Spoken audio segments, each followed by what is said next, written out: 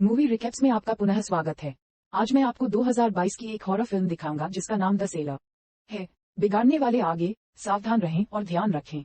Woods परिवार ग्रामीण इलाके में अपने नए घर में जा रहा है। कीरा और ब्रायन को अपने बच्चों के लिए खरीदे गए घर पर बहुत गर्व है और उनका बेटा स्टीफन भी उत्साहित है, लेकिन उनकी बेटी एली की कहानी अलग है। उसे अपने दोस्तों को पीछे छोड़ने से नफरत है और वह ये सोचकर अपने माता पिता से अलग महसूस करती है कि वे उसे नहीं समझते हैं। जूस नाम का ये घर बेहद खास है। वहाँ एक उंगली उठाए हुए आदमी की एक पुरानी पेंटिंग है और उसके नीचे एक त्रिकोण के साथ एक अपरिचित वर्णमाला के अक्षर हैं जो हर दरवाजे के ऊपर रखे गए हैं, केवल उस दरवाजे को छोड़कर जिसमें सिर्फ एक पेंटागन है। जब वे तहखाने की जांच करते हैं तो उन्हें ये बहुत दिलचस्प नहीं लगता है, लेकिन बाहर निकलते समय एली के जाने से पहले दरवाजा बंद हो जाता है। ताले में कुछ गड़बड़ है जिसके कारण वह इसे दोबारा नहीं खोल सकती और जब उसे अंधेरे में कुछ आता हुआ महसूस होता है तो वह डरने लगती है। सौभाग्य से चाबी दरवाजे के ठीक बगल में लटकी हुई है, इसलिए ब्रायन उसे बाहर निकालने के लिए इसका उपयोग करता है। शाम को कीरा एली को स्टीफन की देखभाल करने के लिए कहती है क्योंकि उसे और ब्रायन को एक आपातकालीन बैठक के लिए कार्यालय जाना है। जब एली एक पुराने दोस्त के साथ फोन पर बात कर रही होती है तो वह अचानक एक अजीब आकृति से डर जाती है। ये सिर्फ स्टीफन है जो एक लबादा और एक अजीब दिखने वाली खोपड़ी पहने हुए है जो उसे मलबे वाले कमरे में एक छिपे हुए डिब्बे में मिली थी। परिवार को इस छिपे हुए डिब्बे के बारे में पता नहीं था, इसलिए एली ने इसकी जांच की और उसे इसमें एक पट्टिका मिली जिस पर लिखा था कि सॉल्वेट कोगुला एक पुराना रिकॉर्ड प्लेयर और एक अबेकस है। स्टीफन का कहना है कि उसने सुना है कि वह घर एक चुड़ैल के स्वामित्व में था जिसने शैतान के साथ एक समझौता किया था और फिर रिकॉर्ड प्लेयर आजमाने के लिए कहा। एली इसे काम पर लगाती है और रिकॉर्डिंग में गिनती शुरू होने से पहले रिकॉर्ड पर लिखे समीकरण को पढ़ने वाले एक व्यक्ति की आवाज बजती है। कुछ घंटों बाद विक्रेता के दरवाजे के नीचे से एक अजीब सी हवा आती है और पूरे घर की बिजली काट देती है।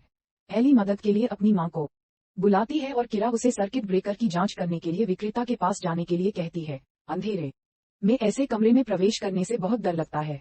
एली कहती है कि वह ऐसा नहीं कर सकती, इसलिए कीरा उसे एक छोटी सी तरकीब बताती है जिसका उपयोग वह तब करती है जब उसे अपना दिमाग साफ करना होता है। वह गिनती करती है। कियारा फोन के माध्यम से एली का मार्गदर्शन करती है और उसके प्रत्येक कदम को गिनकर उठाने के लिए प्रोत्साहित करती है। 10 अंतिम चरण होना चाहिए, लेकिन जब एली उस तक पहुंचती है तो वह अपनी आंखें बंद कर लेती है और गिर जाती है। पंक्ति के दूसरे छोर पर कियारा को 30 तक गिनती गिनते हुए सुना जा सकता है और वह जो कुछ भी कहती है उसका कोई जवाब नहीं दे रही है, इसलिए कियारा और ब्रायन दोनों घर लौटने की जल्दी करते हैं। जब वे वहां पहुंचे तो उन्हें एली घर में कहीं नहीं मिली, इसलिए उन्होंने पुलिस को फोन किया। शराब के बारे में पता लगाने के लिए आसपास के जंगलों की त्वरित खोज की जाती है और चूंकि किसी भी अपराध के होने का कोई सबूत नहीं है और एली पुलिस से पहले घर से भाग गई है, बस माता पिता को समाचार की प्रतीक्षा करने के लिए कहें क्योंकि वह शायद एक दोस्त के घर पर है। सुबह होने पर परिवार कुछ पड़ोसियों से मदद मांगता है और फिर से तलाश करने के लिए जंगल में जाता है, लेकिन नतीजा वही धाक के 3 पात होता है। ब्रायन समझता है कि एली उनसे नाराज हो गई थी, इसलिए ये स्वाभाविक है कि वह भाग गई, लेकिन कीरा को ऐसा नहीं लगता कि उसे यकीन है कि एली के साथ कुछ हुआ होगा क्योंकि गिनती करते समय उसकी आवाज कितनी भयानक लग रही थी। अगले दिन कीरा ने गुमशुदगी के निशान लटकाना शुरू कर दिया और स्कूल में स्टीवन को उठाना भूल गई जब तक कि शिक्षक ने उसे नहीं बुलाया। एक बार जब उसका बेटा उसके साथ होता है तो कियारा पुलिस स्टेशन जाती है ये देखने के लिए कि क्या कोई खबर है, लेकिन जासूस के पास कहने के लिए बहुत कुछ नहीं होता है। उन्होंने बस और ट्रेन स्टेशनों पर सुरक्षा कैमरों की जांच की है। उन्होंने एली के दोस्तों को भी फोन किया है, लेकिन कोई सुराग नहीं मिला है, खासकर इसलिए क्योंकि उन्हें उसका फोन भी नहीं मिला है। एकमात्र महत्वपूर्ण बात जिस पर जासूस टिप्पणी कर सकता है वह ये तथ्य है कि एली को कुछ समय से सोशल मीडिया पर धमकाया और परेशान किया गया है। दोषी महसूस कर रही हूँ क्योंकि वह नहीं जानती थी कि कीरा विक्रेता की जांच के लिए फोरेंसिक को बुलाने के लिए कहती है क्योंकि उसे यकीन है कि उसकी बेटी भाग नहीं गई है। एक बार फिर जासूस को उसे याद दिलाना होगा कि चूंकि यह कोई आपराधिक मामला नहीं है, इसलिए वह और कुछ नहीं कर सकता। जब वह घर वापस जाती है तो कियारा देखती है कि सामने के दरवाजे के ऊपर सॉल्वेट कोगुला लिखा हुआ है, इसलिए वह इसे इंटरनेट पर खोजने का फैसला करती है। जबकि स्टीवन अपनी गेंद को विक्रेता के दरवाजे पर उछालता है। खोज परिणामों से पता चलता है कि यह वाक्यांश पुरानी कीमिया से जुड़ा है और इसका अर्थ है गुलना और जमाना। इससे जुड़ी तस्वीरों में एक अजीब सांप की तस्वीर पर 5 नक्षत्र वाला तारा दिखाई दे रहा है। अपनी चरम जिज्ञासा के साथ कीरा स्टीवन को बुलाती है और उसका बेटा विक्रेता के पास अपनी गेंद गिराकर उसके साथ शामिल हो जाता है। स्टीवन अपनी मां को बताता है कि जिस रात एली गायब हुई उस रात कुछ भी सामान्य नहीं हुआ। केवल एक चीज जो उन्होंने अलग की वह थी रिकॉर्ड प्लेयर चालू करना। इसे महत्वहीन मानते हुए कीरा अपना ध्यान एली के सोशल मीडिया की जांच करने के लिए कंप्यूटर पर लगाती है, जहां उसे पता चलता है कि उसकी बेटी ने एक अराजकतावादी टैटू बनवाया है जिसके बारे में उसने अपने परिवार को कभी नहीं बताया। बाद में किरा ने विक्रेता की दोबारा जांच करने का फैसला किया। प्रकाश ट्यूब के साथ अंदर जाने से पहले वह एक पल के लिए दरवाजे के ऊपर पेंटागन को देखती है। इस बार उसने देखा कि सीढ़ियों पर रोमन अंक है और उसके अंत में एक समीकरण है जो रिकॉर्ड प्लेयर पर दिए गए समीकरण से मेल खाता है। लेकिन सबसे चौंकाने वाला आश्चर्य तब होता है जब ट्यूब की यूवी रोशनी दीवार पर चित्रित परेशान करने वाले चेहरों का एक समूह दिखाती है। ये पुलिस के लिए अंततः एक फोरेंसिक टीम भेजने के लिए पर्याप्त है, जिसमें से एक व्यक्ति गलती से स्टीवन की गेंद को विक्रेता के अंदर धकेल देता है। दुर्भाग्य से पुलिस को कोई अन्य सुराग नहीं मिला और वे केवल यही कह सकते हैं कि पेंटिंग 50 के दशक से वहां मौजूद थी। जब ब्रायन से घर के पीछे के इतिहास के बारे में पूछा गया तो उन्होंने बताया कि वे इसके बारे में कुछ नहीं जानते, सिवाय इसके कि यह एक बूढ़ी महिला का था और उन्होंने इसे बहुत सस्ते में खरीदा था। रात हो जाती है और पूरा परिवार सो जाता है, लेकिन कियारा को स्टीवन जगाता है जो अपने बिस्तर पर गीला है। अपनी चादरें बदलने के बाद किरा थोड़ा आराम पाने के लिए ऑनसाइड मशीन पर अपनी बेटी की आवाज सुनने के लिए बाथरूम में जाती है। लेकिन अचानक कियारा को एली की आवाज गिरने की आवाज कहीं और सिंक पाइप से आती हुई सुनाई देती है। आवाज तब भी सुनी जा सकती है जब वह बाथरूम से बाहर निकलती है, इसलिए कियारा उसका पीछा करती है जब तक उसे पता नहीं चलता कि यह विक्रेता की ओर से आ रही है। जब वह इसमें प्रवेश करती है तो वह गलती से स्टीवन की गेंद को लात मार देती है जो सीढ़ियों से नीचे गिरने लगती है और उसके उछलने की आवाज अंतिम चरण तक पहुंचने से कहीं अधिक देर तक चलती रहती है। कियारा लाइट जलाती है और नीचे भी चली जाती है, लेकिन उसे गेंद कहीं भी दिखाई नहीं देती है। सुबह ब्रायन उठता है और पाता है कि किरा कभी बिस्तर पर वापस नहीं आए। वह उसकी तलाश करता है और उसे दरवाजे के ऊपर प्रतीकों को घूरते हुए पाता है। उसके पास कागज के एक टुकड़े पर विक्रेता से लिखा हुआ समीकरण भी होता है, जबकि वह बेकार महसूस करने को समझता है। ब्रायन यह नहीं सोचता कि कुछ यादृच्छिक प्रतीकों का आकलन करने से मदद मिलेगी। बाद में कियारा अपने रियल्टर को फोन करके पिछले मालिक के बारे में जानकारी मांगती है। अफसोस की बात है कि वह केवल इतना जानता है कि वह एक प्रसिद्ध शिक्षाविद की बेटी थी जो मूल रूप से घर का मालिक था, लेकिन उसने वादा किया कि वह और अधिक जानने की कोशिश करेगा। कियारा अभी भी कुछ करना चाहती है और काम पर जाने से पहले दरवाजे के ऊपर के प्रतीकों की तस्वीरें लेना शुरू कर देती है। वह अपने सचिव को तस्वीर भेजती है और बैठक में भाग लेने के दौरान उनका अर्थ खोजने के लिए कहती है, लेकिन उसकी चिंता उसे ज्यादा ध्यान देने की अनुमति नहीं देती है, इसलिए वह आते ही चली जाती है। बाहर जाते समय किरा को उसके सचिव ने रोका, जिसने उसे बताया कि प्रतीक हिब्रू ग्लिफ है और उन्होंने लेवथान को यहूदी पौराणिक कथाओं से एक समुद्री जीव बताया है। कियारा स्कूल में स्टीवन को लेने जाती है और उसे खून से लथपथ पाती है क्योंकि उसके एक सहपाठी ने कहा था कि एली मर गई है, इसलिए उसका झगड़ा हो गया था। जब वे घर पहुंचते हैं तो कियारा लेवथान के बारे में जानकारी के लिए इंटरनेट पर खोज करती है और पाती है कि चित्र उस सांप से मेल खाते हैं जो उसने सॉल्वेट कोगुला लेक के बगल में देखा था। इसके बाद वह रिकॉर्ड प्लेयर आजमाने का फैसला करती है और जैसे ही आवाज आती है अबेकस की गिनती शुरू हो जाती है और मनोरंजन कक्ष अपने आप चलने लगता है। स्टीवन गिनती शुरू करता है और साथ ही वह छिपे हुए डिब्बे की ओर चलता है जो अपने आप खुला भी होता है। सौभाग्य से कियारा ने उसकी बात सुन ली और अपने बेटे के पास जाकर उसे रोकने से पहले रिकॉर्ड प्लेयर बंद कर दिया। जब स्टीवन से पूछा गया कि क्या हुआ था तो उसे ये याद करने का कोई संकेत नहीं मिला कि उसने अभी क्या किया था। फिर कियारा उंगली उठाकर उस आदमी की पेंटिंग देखने जाती है। उसे पता चला कि उसका नाम जॉन फेदरस्टन है और चित्र पर हिब्रू ग्लिफ भी लिखे हुए हैं। किरा इंटरनेट पर अपना नाम ढूंढती है और उसे पता चलता है कि बेटी को छोड़कर उसका पूरा परिवार इस घर से गायब हो गया है। उसी समय विक्रेता के दरवाजे के नीचे से एक अजीब सी हवा निकलती है जिससे बिजली गुल हो जाती है। विक्रेता के दरवाजे के पीछे से स्टीवन की मदद के लिए चिल्लाने की आवाज आने लगती है, इसलिए किरा उसे बाहर निकालने के लिए दौड़ती है, लेकिन ताला फंस गया है और उसे चाबी नहीं मिल रही है। जब वह कीहोल से एक जानवर को देखती है तो मैं उसे देखता रहता हूँ और वह गलियारे में असली स्टीवन को ढूंढने के लिए कूद जाती है। अचानक विक्रेता का दरवाजा अपने आप खुल जाता है और बिजली वापस आ जाती है, जिससे पता चलता है कि चाबी हमेशा फर्श पर थी। कियारा अपने फोन की टॉर्च का उपयोग करके विक्रेता के अंदर प्रवेश करने से पहले चाबी फिर से लटका देती है।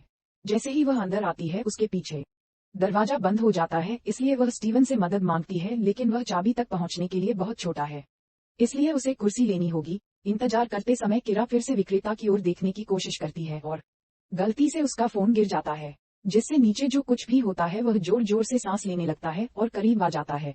ये जानवर सीढ़ियों से ऊपर आना शुरू कर देता है और किरा बाहर निकलने के लिए बेताब हो रही है। सौभाग्य से ब्रायन उसे बाहर निकालने के लिए ठीक समय पर आ जाता है। बाद में कियारा ने ब्रायन को बताया कि उसे वहां किसी की मौजूदगी महसूस हुई और उसका फोन गायब हो गया है।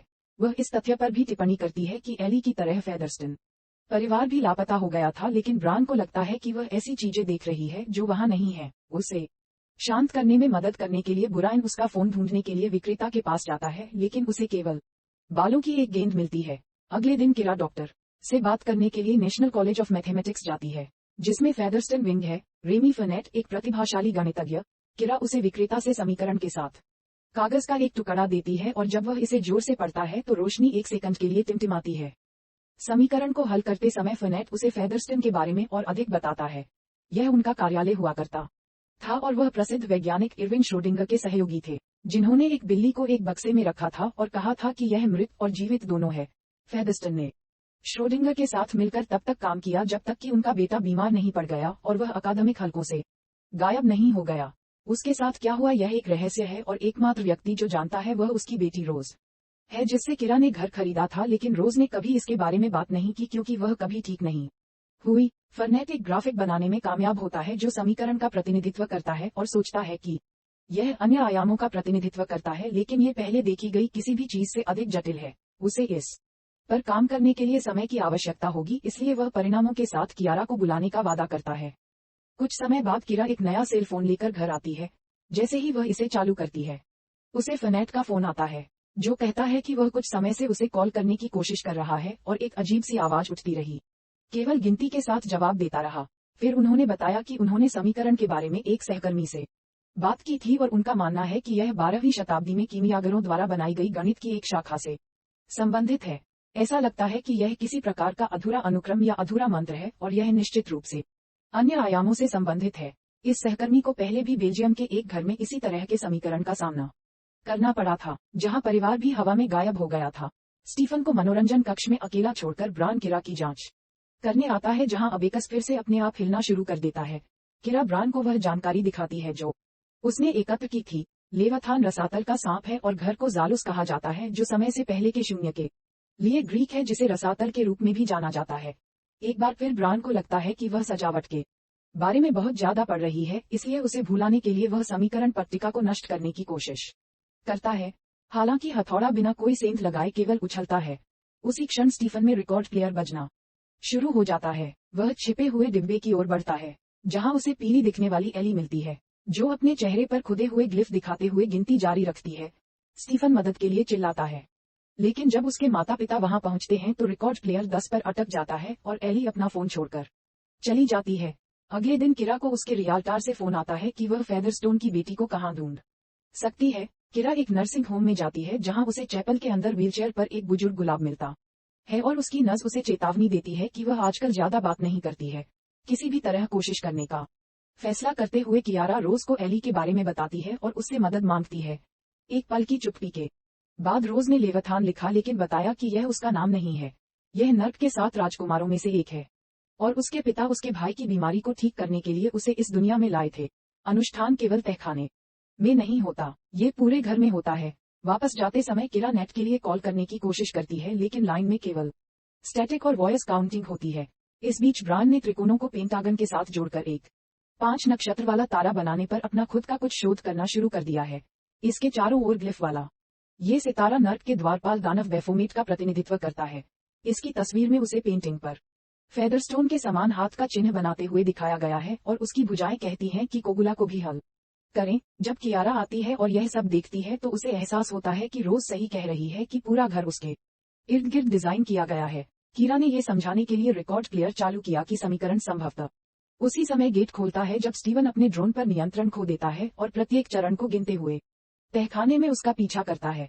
बेफोमेट नीचे उसका इंतजार कर रहा है और बिजली चले जाने पर स्टीवन चिल्लाता है। उसके माता पिता तुरंत उसके पीछे जाते हैं, लेकिन उन्हें केवल ड्रोन मिलता है, इसलिए वे शराब के बारे में जानने के लिए घर की तलाशी शुरू कर देते हैं। जब स्टीवन की गेंद सीढ़ियों से नीचे उछलती हुई दिखाई देती है तो उन्हें एक आवाज सुनाई देने लगती है और वे उसका पीछा करते हैं और पाते हैं कि उनका बेटा छिपे हुए डिब्बे में प्रवेश करने वाला है। वे स्टीवन को जांचने के लिए ले जाते हैं और पाते हैं कि लड़का बुखार से जल रहा है।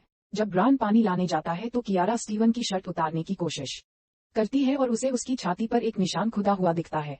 दोबारा गिनती शुरू करने से पहले अचानक स्टीवन कहता है कि उसे एक सींग वाले जानवर की सवारी याद है। किरा फिर से ब्रायन की तलाश में जाती है और उसे दूसरे कमरे में खड़ा हुआ गिनती हुई पाती है और एक बार जब वह 0 पर पहुंच जाता है तो वह घोषणा करती है कि वह यहाँ है। तहखाने का दरवाजा अपने आप खुल जाता है और उसमें से तेज हवा निकलती है क्योंकि बैफोमेट के ऊपर आने की आवाजें सुनी जा सकती हैं। किरा दूसरे कमरे में छिपने के लिए भागती है लेकिन राक्षस उसे ढूंढ लेता है, इसलिए वह हाथ में टॉर्च लेकर तहखाने में भाग जाती है। सीढ़ियां जादुई रूप से बहुत लंबी हो गई हैं और अंत में एक दरवाजा है, इसलिए कियारा जानवर से बचने के लिए उसकी ओर भागती है। वह नीचे एक दीवार के पीछे छिप जाती है और कमरे की खोज करने से पहले बैफोमेट के दरवाजे से निकलने का इंतजार करती है। जब उसे एक सुरंग मिलती है तो वह झटके से उसे पार करती है और उसे एक विशाल खुला क्षेत्र मिलता है जो खोई हुई आत्माओं से भरा होता है, जो कतार में चल रहे होते हैं और गिनती कर रहे होते हैं। इन आत्माओं में एली भी है जिसे कियारा अपने टैटू की बदौलत पाती है। कियारा अपनी बेटी को अपने साथ घसीटते हुए सीढ़ियों की ओर लौटती है और जल्दी करने की कोशिश करती है क्योंकि वह बैफोमेट को उनके पीछे आते हुए टॉर्च छोड़ते हुए सुन सकती है। जब वे घर लौटते हैं तो बिजली फिर से चालू हो जाती है और किरा जानवर को अंदर रखने के लिए तहखाने का दरवाजा बंद कर देती है। परिवार में सब ठीक है, इसलिए कियारा उनसे कहती है कि उन्हें चले जाना चाहिए, लेकिन जब वह प्रवेश द्वार के पास पहुंचती है तो उसे फर्श पर अपनी टॉर्च मिलती है। जैसे ही उसका परिवार गिनना शुरू करता है, किरा दूसरी तरफ लंबी सीढ़ियां खोजने के लिए दरवाजा खोलती है। जल्द ही किरा ने गिनती शुरू कर दी और दिखाया गया कि घर अब जंगल में नहीं बल्कि एक उजाड़ जमीन पर है। सदस्यता लेना और सूचनाएं चालू करना सुनिश्चित करें ताकि आप इस तरह के और वीडियो देख सकें। देखने के लिए धन्यवाद। पूर्ण विराम।